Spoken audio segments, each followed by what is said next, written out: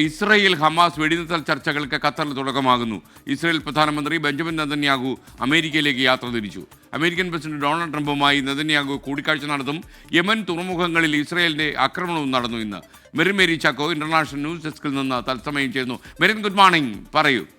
Good morning SKN. 21 മാസം നീണ്ടു നിൽക്കുന്ന ഇസ്രായേൽ ഹമാസ് സംഘർഷത്തിന് ഒരു താൽക്കാലിക വിരാമം അല്ലെങ്കിൽ അത് അവസാനിക്കുമെന്ന പ്രതീക്ഷയിലാണ് യോഗം. വെടിനിർത്തൽ ചർച്ചകൾ ഇപ്പോൾ ഖത്തറിൽ ആരംഭിച്ചു കഴിഞ്ഞു. ഈജിപ്തിൻ്റെയും അതുപോലെ തന്നെ ഖത്തറിൻ്റെയും മധ്യസ്ഥതയിലാണ് ഇപ്പോൾ ചർച്ചകൾ നടക്കുന്നത്. നേരത്തെ US പ്രസിഡന്റ് ഡൊണാൾഡ് ട്രംപാണ് 60 ദിവസത്തേക്ക് അല്ലെങ്കിൽ 2 മാസത്തേക്ക് ഗസയിൽ വെടിനിർത്തൽ വേണമെന്ന നിർദ്ദേശം മുന്നോട്ട് വെച്ചത്. ഇതിനോട് ചർച്ചകൾക്ക് തയ്യാറാണെന്ന് ഹമാസ് അറിയിക്കുകയായിരുന്നു. എന്നാൽ ഹമാസിന്റെ നിർദ്ദേശങ്ങളിൽ എല്ലാം അംഗീകരിക്കാനാകില്ല എന്നാണ് ഇപ്പോൾ ഇസ്രായേൽ പ്രതികരിച്ചിരിക്കുന്നത്. എന്നിരുന്നാലും ചർച്ചകൾക്കായി പ്രതിനിധിയെ അയക്കുമെന്നും ഇസ്രായേൽ പ്രധാനമന്ത്രി ബെഞ്ചമിൻ നെതന്യാഹു അറിയിച്ചിരുന്നു. ഇതിന് പിന്നാലെയാണ് ഇപ്പോൾ ഖത്തറിൽ സമാധാന ചർച്ചകൾ, വെടിനിർത്തൽ ചർച്ചകൾ നടക്കുന്നത്.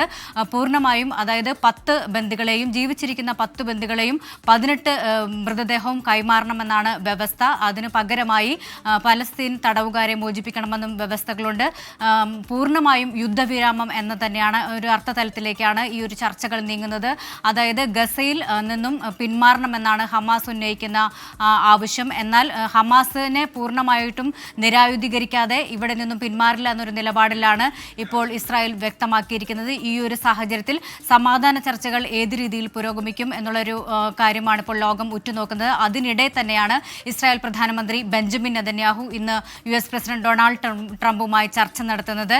ട്രംപ് തന്നെ നേരത്തെ പ്രഖ്യാപിച്ചിരുന്നു, ഒരാഴ്ചയ്ക്കകം വെടിനിർത്തൽ ഉണ്ടാകുമെന്ന് പ്രഖ്യാപിച്ചിരുന്നു. നേരത്തെ സമാധാനത്തിനുള്ള നൊബേൽ സമ്മാന പുരസ്കാരങ്ങൾ നേടിയെടുക്കാനുള്ള ശ്രമമാണ് ട്രംപ് നടത്തുന്നത് എന്നുള്ള ആരോപണം, അല്ലെങ്കിൽ അത്തരത്തിലുള്ള ആരോപണങ്ങളെല്ലാം തന്നെ വന്നിരുന്നു. ഈ ഒരു സാഹചര്യത്തിലാണ് ഈ ഒരു വെടിനിർത്തൽ ഉണ്ടാകുമോ എന്നുള്ളൊരു ആശങ്ക, അല്ലെങ്കിൽ ഒരു ആശ്വാസ സാഹചര്യം തന്നെയാണ് ലോകം പ്രതീക്ഷിക്കുന്നത്. നേരത്തെ ഇറാൻ ഇസ്രായേൽ സംഘർഷം, 12 ദിവസം നീണ്ട ഇറാൻ ഇസ്രായേൽ സംഘർഷം അവസാനിപ്പിച്ചിരുന്നു അമേരിക്ക ഇടപെട്ട്. ഈ അമേരിക്കയുടെ ഇടപെടലും അതേപോലെ തന്നെ ഖത്തറിലെ ചർച്ചകളും ഗസയിൽ ഒരു സമാധാനം പുലരാൻ കാരണമാകുമോ എന്ന് തന്നെയാണ് എന്നുള്ള ചർച്ചകളാണ് ഉയരുന്നത്.